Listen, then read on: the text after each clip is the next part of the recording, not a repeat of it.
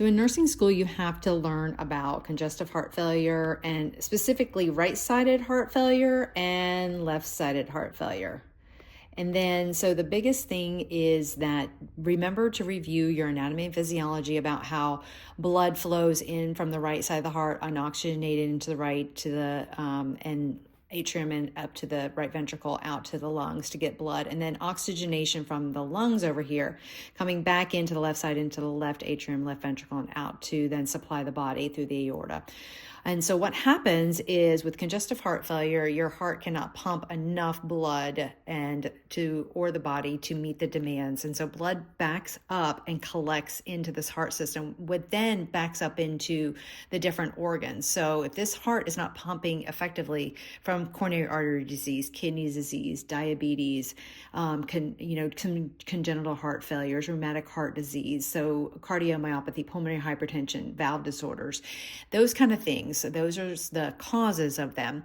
Then what happens is left-sided heart failure is the most common. It happens first. So what happens over here on this left side, blood and everything starts to pool and it doesn't pump effectively because a lot of times this left ventricle is basically hypertrophied, which is the chambers of the heart. This wall becomes this thick wall and it can't pump effectively. And so if it can't pump effectively, what happens is the blood is going to be backed up. And where does it come from? It comes from the lungs.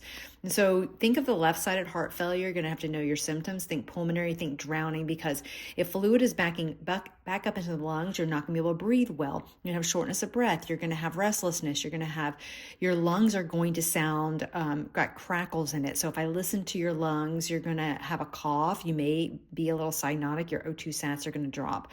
And you may have some pulmonary edema because it's backing up here. Now, if you have right-sided heart failure over here, now if the right side, typically left-sided leads into the right-sided heart failure after a while, but you can have right-sided heart failure without having left-sided heart failure.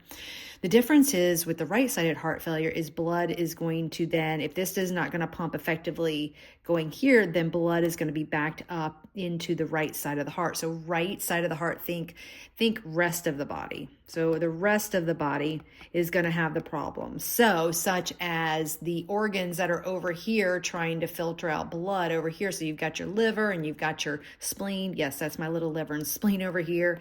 You got your legs down here. So what happens? Blood is going to back up. You're going to have edema. You're going to have hepatic and splenomegaly. And then up here, if the blood is backing up, you're going to see that JVD or your CVP, which is also your central venous pressure or your right atrium pressure. That's going to back up because this is going to be full of blood.